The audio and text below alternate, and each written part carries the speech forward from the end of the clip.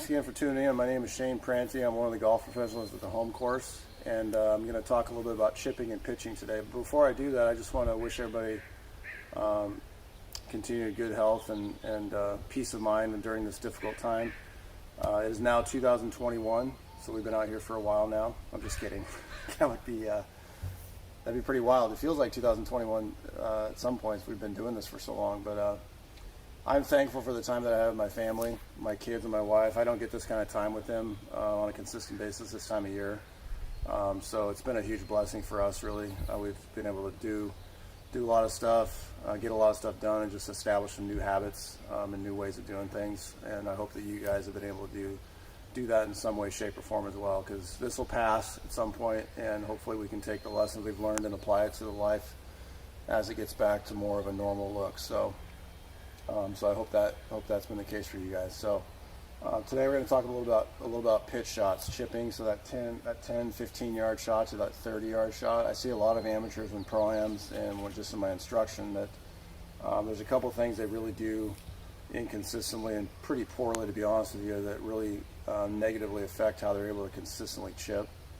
The first thing I notice is club selection, also reading their lies. So they grab the wrong club based on the lie. Understanding how the ball is sitting really dictates what club you can hit. I don't care how good of a player you are. If you got a ball that's half buried, it's going to be kind of hard to hit certain shots based on that. You're kind of getting limited on what you're able to do. If you got a perfect lie, you've got all shots available: bump and runs, high shots, spin shots, whatever you want to do, really. So understanding how the ball is sitting is really important, because that dictates what club you can hit, and then what club you hit tells you what kind of a shot you're going to hit.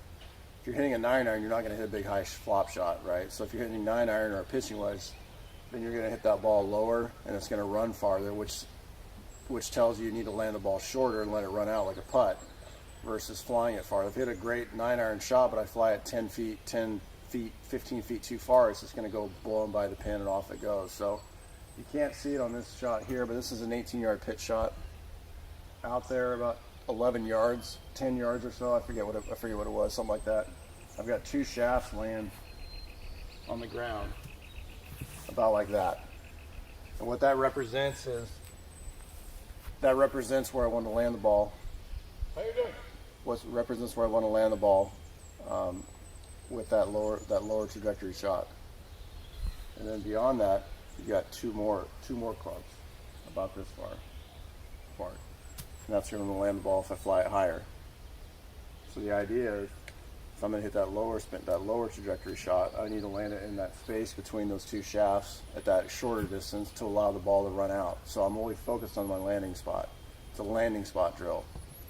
If I land it with the right spot, the right club, with the right contact, the ball's going to end up in position B. If I hit it higher and land it in between those two clubs with more spin, the ball's going to stop sooner, and then I'm going to get to where I want to go that way, right? So here's the deal. So I'm going to go first shot here. Now, if you want to get less spin, lower trajectory, you want to get the ball in the back of your stance, weight forward, hold the club face low on the way through, right? So I'm going to go right here.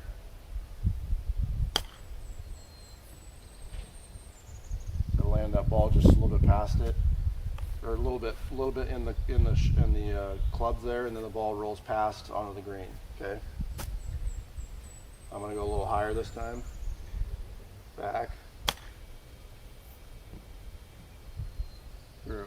That landed just about even with the grip, so I almost flew it too far there, but it was still in that range where I got about 4 feet of my chip shot there. It doesn't have to be perfect. There's a range. But if you can get in that general area where you need to land the ball consistently, your results are going to be much more predictable.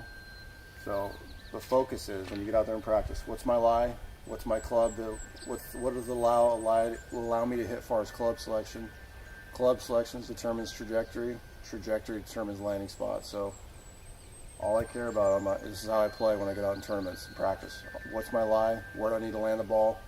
And what club do I hit? And if you start focusing on that instead of just ball to pin, you're going to start hitting it a lot more consistently in the right area to land the ball. Now, contact, you're still going to miss hit shots. You're still going to hit it fluffy now and then, or you hit it too far. That's okay. The idea is to get your mind on where the ball needs to land in order for the ball to release or spin quicker to end up where you want it to end. And I know for me, as I grew up, I started making that my focus on my short game. Is a huge difference. So be specific on your lie, your club, trajectory, tells you where to land it, and then the ball will run out to where you need it to. I hope this helps you. We look forward to seeing you next time. Stay safe.